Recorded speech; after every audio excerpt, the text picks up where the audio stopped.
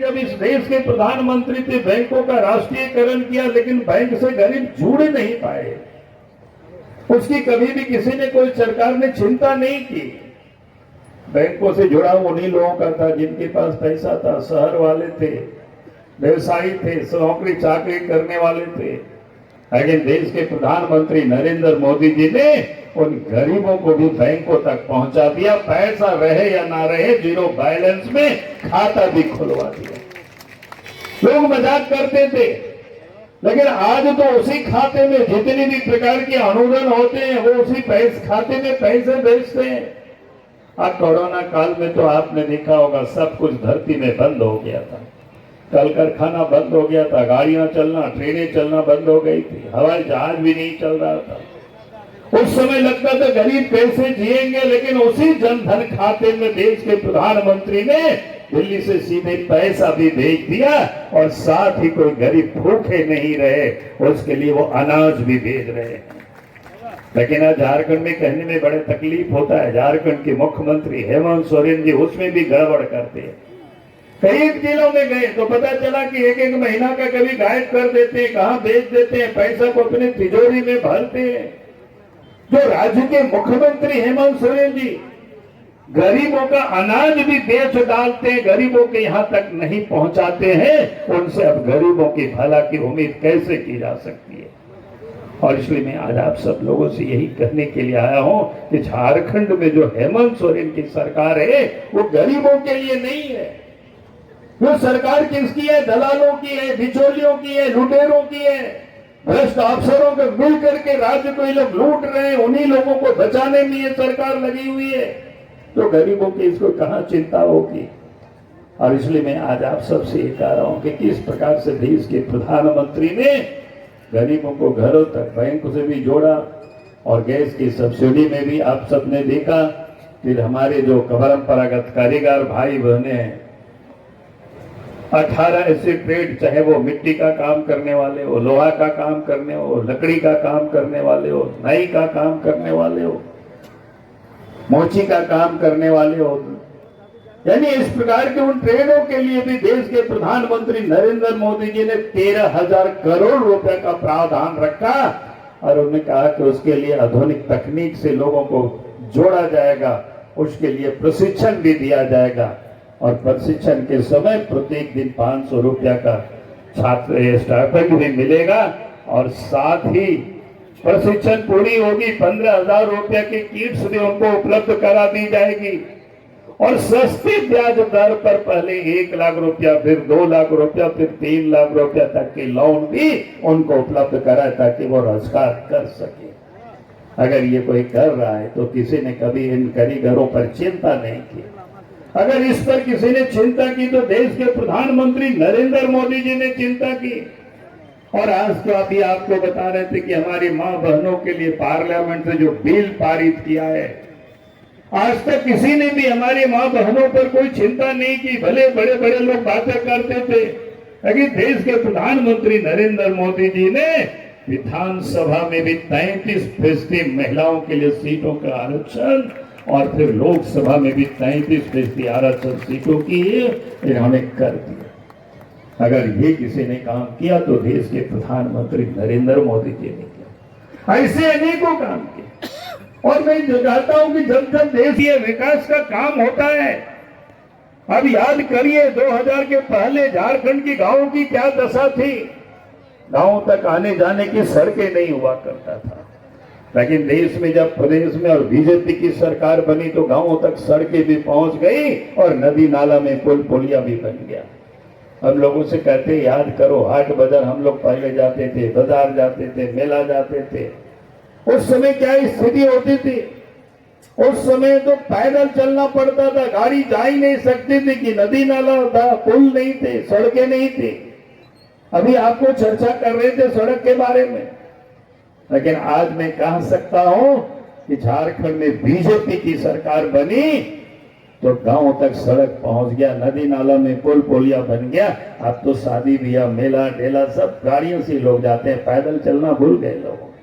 बात सही है कि नहीं बताइए? और इतना ही नहीं, झारखंड में अभी आपको एक दो काम उन्होंने बताया। देवघर में हवाई अड्डा, देवघर में एम्स बन गया, झारखंड में 3 नए मेडिकल कॉलेज भी बन गया। दुमका में मेडिकल कॉलेज बना, हजारीबाग में नया मेडिकल कॉलेज बना, पलामू में नया मेडिकल कॉलेज बना। ऐसे अनेक आपके यहाँ कारखाना खुल गया जो कभी उम्मीद नहीं कर किया जा सकता था। तो देश में, प्रदेशों में जब बीजेपी के नेतृत्व में सरकार बनती है तो काम होता है। सड़कों की अब जाल पूरे देश में बिछा दी गई। तो इसलिए मैं आज आप सब लोगों से यही कहने के लिए आया हूं कि बीजेपी की सरकार बनती है, विकास का काम होता है। कांग्रेस, जेएमएम, राजद, ये लोग जब सरकार बनाते हैं तो ये लोग लूटने के काम में लग जाते हैं। जब जब ये लोगों ने सरकार बनाया, पहले भी बनाया, तो उस समय भी कितना लूटा है, किसी से छिपा हुआ नहीं है। कई एक मंत्री, मुख्यमंत्री लोग जेल भी चले गए, सबने देखा है। तो इसलिए मैं आज आप सब लोगों से यही कहने के लिए आया हूं, वो लोग सिर्फ परिवार के लिए राजनीति करते हैं, पैसे के लिए राजनीति करते हैं। जो लोग परिवार और पैसे के लिए राजनीति करते हैं उन्हें तो इस देश की राजनीति से जनता को नहीं खदेड़ना है। यही मैं कहने के लिए आज आपके बीच में आया हूं। चाहे वो जेएमएम हो, चाहे कांग्रेस पार्टी हो, चाहे राष्ट्रीय जनता दल हो, ये परिवार के लिए राजनीति करते हैं, पैसे के लिए राजनीति करते हैं लोग। और ऐसे लोगों को हमें झारखंड की राजनीति से भी इन लोगों को उखाड़ना है, खदेड़ना है। यही कहने के लिए मैं आज आपके बीच में आया हूं। अब इस राज्य में आप देखें कानून व्यवस्था कितनी बिगड़ गई। चोरी, डकैती, हत्या, अपहरण हो रहा है। बहु बेटियों की इज्जत सुरक्षित नहीं है। आखिर पुलिस तो वही है। जब झारखंड में बाबूलाल मारंडी के नेतृत्व में भी सरकार थी, अर्जुन मुंडा के नेतृत्व में सरकार थी, रघुवर दास जी के नेतृत्व में सरकार थी, कि यही पुलिस काम कर रही थी। अपराधी डर में भाग रहे थे, खौफ खाते थे। लेकिन जैसे ही हेमंत सोरेन सरकार में मुख्यमंत्री बन करके आए तो आज तो बेखौफ होकर के अपराधी अपराध कर रहे हैं। अब जनता डरी हुई है। हमें धनबाद जिला के लोगों को बताने की जरूरत नहीं है खौफ किस प्रकार से है। यहाँ तो लोगों को एसएमएस करते, यहाँ तो लोगों को व्हाट्सएप मैसेज देते, इतना पैसा दो नहीं तो जान से हाथ धो डालोगे। ने कहा कि भाई ऐसा स्थिति क्यों पैदा हो गई? आखिर पुलिस वही है, इसलिए पैदा हो गई। हेमंत सोरेन ने पुलिस को अपराधियों को पकड़ना की बजाय, पुलिस का काम था अपराधियों को पकड़ना, चोरों को पकड़ना, गुंडों को पकड़ना, जेल में डालना, उनको सजा दिलाना। लेकिन हेमंत सोरेन ने उनको काम में कहां लगा दिया? वसूली में लगा दिया। अब वो सड़क के किनारे खड़े रहते, किसी का ट्रैक्टर में बालू तो नहीं जा रहा है, कोई साइकिल से अपने घर के लिए, कोई काम के लिए कोयला तो नहीं ले जा रहा है, उसको पकड़ते। लेकिन बड़े बड़े ट्रकें होती है, गाड़ियां होती है, वो तो सब यहां से वहां लोग टपाते हैं, उसमें तो सब उनका सेटिंग रहता है। होता है कि नहीं होता है? बताइए। धनबाद के लोग बढ़िया से जानते हैं हमसे अधिक। हम तो आप लोग बताते, उसी बात को मैं बोलता हूं। इसलिए मैं कह रहा हूं कि ये किससे स्थिति हो गई। आपने देखा होगा 2 दिन पहले पत्र, एक समाचार पत्र में, अखबार में छापा, 6 महीनों के अंदर में 23 व्यवसायों की हत्या हुई है। 23 व्यवसायों की। उसमें से ये खबर है कि 9 जो व्यवसायी थे जिनकी हत्या होने के पहले उनको आभास था हमें मार दिए जाएंगे अपराधियों की ओर से, तो उनको पुलिस को लोगों ने सूचना दिया कि हमें सुरक्षा दिया जाए, हमारी सुरक्षा की जाए, कि हमारी जान की रक्षा हो। लेकिन कोई सुरक्षा नहीं किया पुलिस ने, क्योंकि इसको कोई चिंता नहीं थी। सरकार ने उनकी कोई चिंता नहीं की। हम कहते हैं हेमंत सोरेन जी जो बालू चोर कर रहे हैं, बालू चोर है, कोयला चोर है, पत्थर चोर है, उन लोगों को तो AK-47 के वाले सिक्योरिटी को दे रखे हैं। पिछले दिन आपने देखा ना, एक प्रेम प्रकाश के घर में AK-47 मिला, 2 जांच हुआ, पता चला किनका था ये, पता चला कि वो दोनों सीएम सिक्योरिटी में डिप्यूट थे। लेकिन वो ड्यूटी किसके कर रहे थे? जो दलाल है, जो झारखंड को लूट रहा है, उनके और घर में वो लोग ड्यूटी कर रहे थे। और जिन व्यवसायों ने इस झारखंड के विकास में योगदान किया है, उसके लिए उन्होंने कहा कि भाई हमें सुरक्षा दी जाए, हमारे जान को खतरा है, उनको नहीं दिया। हमने कहा कि हेमंत सोरेन जी, आप में अगर थोड़ी सी भी नैतिकता बची है तो आप ये पूरे मामले को जांच कराइए सीबीआई से या एसआईटी गठित करके जांच कराइए, और जो भी अफसर ने लापरवाही किया है, पुलिस अफसर ने, उनके ऊपर कार्रवाई करें।